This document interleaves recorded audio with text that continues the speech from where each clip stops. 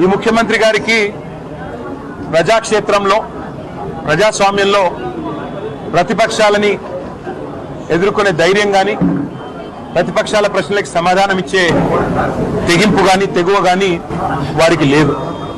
అందుకే ఇది మొదటిసారి కాదు. గతంలో ఇట్లాగే ఒకరోజు చాలా గంభీరంగా సవాల్ చేశారు ముఖ్యమంత్రి గారు.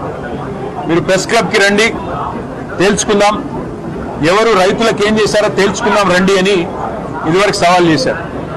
ఆ రోజు మేమందరం కూడా మరి గౌరవ ముఖ్యమంత్రి గారు పిలిచారు కదా, మేము కూడా పూర్తి వివరాలతో 10 ఏళ్లలో మేమేం చేశాము, మరి 2 ఏళ్లలో మీరేం చేస్తున్నారు రైతులకి చెప్తామని చెప్పి మేమందరం కూడా ముఖ్యమంత్రి గారి సవాల్ని స్వీకరించి ప్రెస్ క్లబ్ పోయాం. ఆ రోజు ముఖ్యమంత్రి గారు ముఖం చాటేసినారు, పారిపోయారు.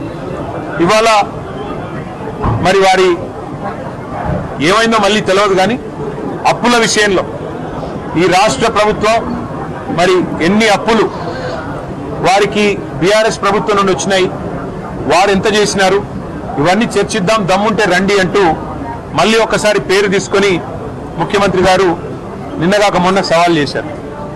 సవాల్ చేస్తే సరే ముఖ్యమంత్రి గారు మేము సిద్ధంగా ఉన్నాం, మీరు ఎక్కడికి రమ్మంటారో చెప్పండి, అసెంబ్లీకి రమ్మంటారా, సెక్రటేరియట్కి రమ్మంటారా, లేదా మీ రాహుల్ గాంధీ గారు 2 లక్షల ఉద్యోగాలు ఇస్తానని చెప్పిన అశోక్ నగర్ చౌరస్తాకి రమ్మంటారా, లేదా మీరు వరంగల్లో రైతు డిక్లరేషన్ పేరిట ఇచ్చిన 34 హామీలు ఇచ్చిన వరంగల్కి రమ్మంటారా, ఎక్కడికి రమ్మంటారో చెప్పండి అంటే ముఖ్యమంత్రి గారు సవాల్ విసిరిన ముఖ్యమంత్రి గారేమో తోకముడిచి పారిపోయారు.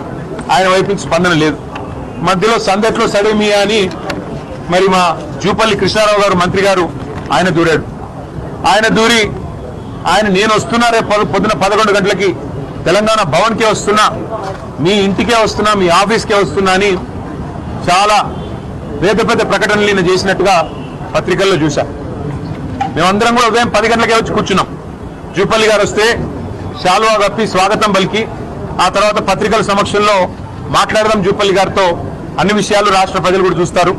గౌరవ మంత్రి గారు మరి ముఖ్యమంత్రి గారు పంపితేనే వస్తున్నాడని మేము అనుకున్నాం. మరి ఆయన రాలేదు, ముఖం చాటేసినాడు. ఇప్పుడు ఎక్కడో కూర్చొని మళ్ళీ సేమ్ డైలాగులు, మళ్ళీ చేతగానోడికి మాటలు ఎక్కువ అని, సవాలు స్వీకరించే సత్తా లేదు, ఇచ్చిన మాట నిలబెట్టుకునే తెలివి లేదు, మళ్ళీ ఎక్కడో కూర్చుని పనికి మళ్ళీ డైలాగులు కొడతాం. కృష్ణారావు గారి కంటే ముందో ఎస్కాట్ వెనుకో ఎస్కాట్ ఉంటుంది. ఆయనే కదా నిన్న నేను తెలంగాణ భవన్కి వస్తున్నాను డైలాగులు కొట్టమన్నది ఎవడు, పోజులు కొట్టమన్నది ఎవడు, మళ్ళీ ఇప్పుడు గన్ పార్క్ అని లొకేషన్ మార్చమన్నది ఎవడు? నువ్వు ఇప్పుడు కూడా చెప్తున్నా నేను, ఇప్పుడు కనుక మాకు ఆయన కంటే పోలీస్ ఎస్కాట్ పెట్టి పోలీసులు తీసుకుపోతారు, మరి మేము గాలు బయట పెట్టగానే మమ్మల్ని అరెస్ట్ చేస్తున్నారు. ఎవడు భయపడుతున్నాడు? పోలీసు వాళ్ళను ఉసిగొల్పి అరెస్టులు చేయించిన సన్నాసేవాడు ముఖ్యమంత్రి, హోంమంత్రి, జూపల్లా, ఎవడు? అసలు మంత్రుల క్లారిటీ ఉందా? 4 మంత్రులు ఏం బీకడ అనుకున్నారు మీరు? చర్చ మీరే పిలుస్తారు, లొకేషన్ మీరే చెప్తారు, పారిపోయేది మీరే. చేతగాని వెధవలు ఎవరో ఈ రాష్ట్రంలో ఇవాళ ప్రజలందరూ చూస్తూ ఉన్నారు. ఇప్పటికి కూడా నేను జూపల్లికి చెప్తా ఉన్నా, అక్కడే ఉండు గన్ పార్క్, మేము వస్తాం. మళ్ళీ నీ పోలీసు వాళ్ళు పంపి అరెస్ట్ చేయించి మేము వాళ్ళు అరెస్ట్ చేస్తే మాకేం సంబంధం? ప్రభుత్వాన్ని నడుపుతున్నారా, సర్కస్ నడుపుతున్నారా? అరెస్ట్ ఎవరు చేస్తారు, ఎందుకు చేస్తారా నాకు అర్థం కాదు.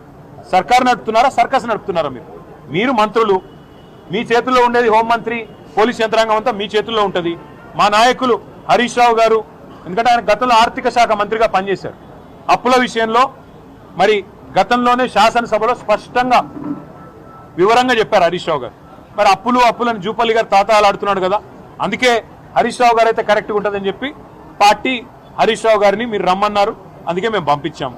మరి గేటు దాటక ముందే ఆయన అరెస్ట్ చేసి సిగ్గు లేకుండా మళ్ళీ ఇవాళ అక్కడుంటా ఇక్కడుంటా, ఇప్పుడు నేను గన్ పార్క్ పోతే మళ్ళీ చార్మినార్ కాడికి రా అంటాడు, చార్మినార్ పోతే కొల్లాపూర్ రా అంటాడు. ఏం చేయాలి నేను? ఆయన పారిపోయేటోని, ఇప్పుడు నిద్రపోయేటోని లేపొచ్చు, నిద్ర నటించడం ఎట్లా లేపాలి నేను? చేతగాని వాళ్ళకు మాటలు ఎక్కువ, చెల్లని నాణానికి గీతలు ఎక్కువ అని చేతగాని మంత్రులు, చేతగాని ముఖ్యమంత్రి డైలాగులు కొట్టడం పారిపోవడం కాదు. చేతనైతే అసెంబ్లీ పెట్టు, ఆడేయడెందుకు?